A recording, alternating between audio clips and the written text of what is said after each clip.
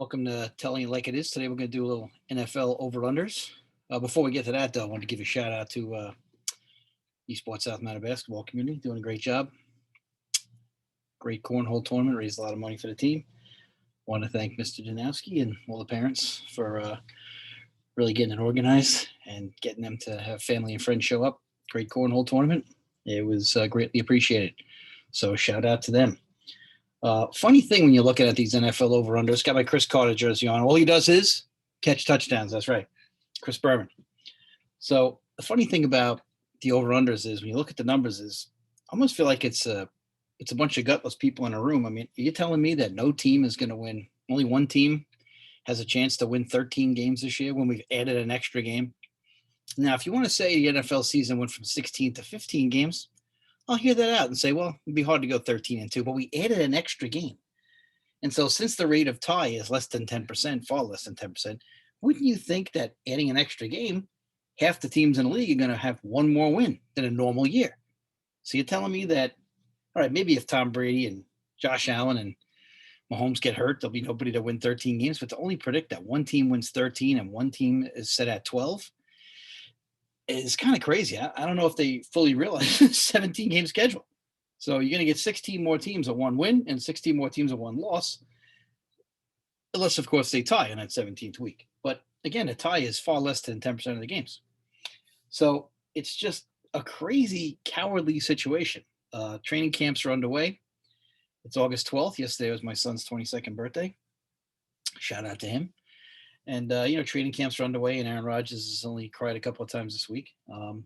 We've got all kinds of guys holding out. Adams in Seattle, and he did the same thing with the Jets last year. What a shock. Get rid of all the problem guys. If I'm an owner of a franchise, I just tell them I don't want any headaches, and I'm tired of the crap. So just get them out. And I don't care if you think you're that good or not. This is football. We need guys that are on board. It's a physical sport. So already trying to hold the Seahawks hostage. So if you want to do that, get them out. I did it with the Jets. Great, get them out. And Jets got some good players for them, so good. So we're going to go by division here for over-unders. And obviously, like I said, these are set by Vegas, so these people know a hell of a lot more than I do. But I just thought some of the lines were a little low. And obviously, and I also wonder if they actually do the math on their line and figure out if their line is 500, because the line has to equal 500. So what I mean by that is if you have the total of wins that you're assuming teams are going to get, it has to match up with the total of losses that the teams get, because the league has the same record. When you add it up, the league, it always has the same wins and losses / ties. All right. So I just always wondered that, but we'll have to check that out a little bit later. But Buffalo Bills 10.5. I mean, that's a good start. A good start in the AFC East. I mean, over 10.5. I would take the Bills over 10.5. Josh Allen's recently signed. They're well coached. I think that weather up there is a big advantage later in the season, although the stadium thing could really distract from them. But I would take the Bills at 10.5 over to win 11 games.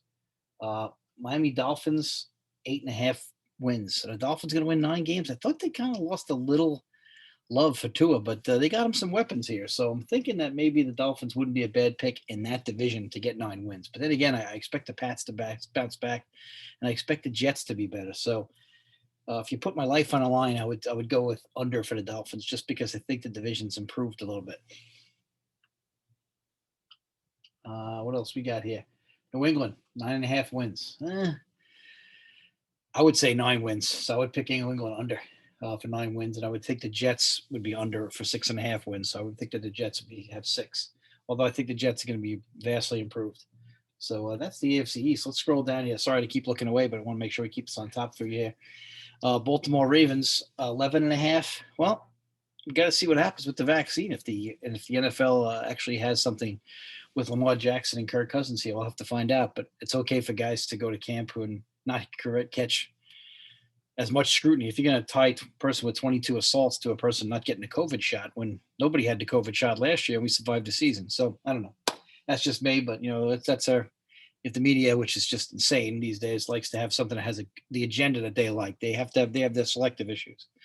And so one of their issues is, even if the science doesn't make sense, to believe in whatever they want. So the left-wing media, whatever they say, you need to believe, or else they make it an issue and try to villainize you, which is what they're trying to do with Lamar Jackson and Kirk Cousins.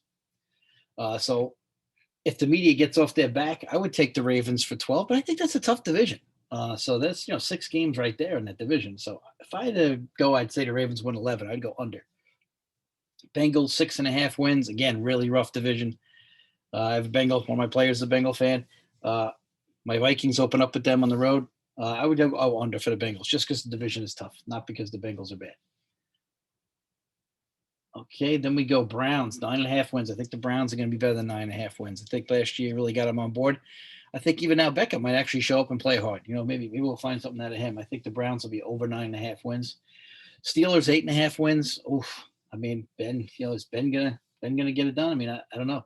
They say they're committing to running the ball. So also Steelers over 8.5 wins.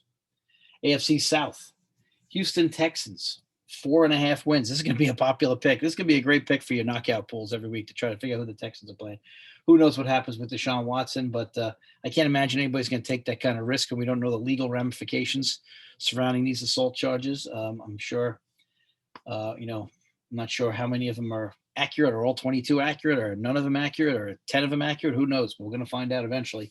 So I would say that they'll probably go under 4.5 wins. But if Watson did play with a little chip on his shoulder, there is an outside chance that they could rise above that 4.5 win mark, because Deshaun is good enough to win you a game by himself. Indianapolis Colts, well, Wentz is out, but if Rivers would come back, I would say, hey, 10 wins, no problem, but I'm going under. Then again, Wentz is supposedly going to be back before that, so who knows? We'll see what goes on there with Wentz, but we're going to have to figure this out. Then we go Jacksonville Jaguars, 6.5 wins. Meyer, great quarterback. Trevor Lawrence, I don't know. I'm going to go under still because that division is tough. Tennessee Titans, 9.5 wins. I like the way they play. I like the style. I like the coaching. I'm going over. They still got Derrick Henry there who can control the ball and the clock. AFC West, Broncos. Son's a big Bronco fan. Turned 22, like I said.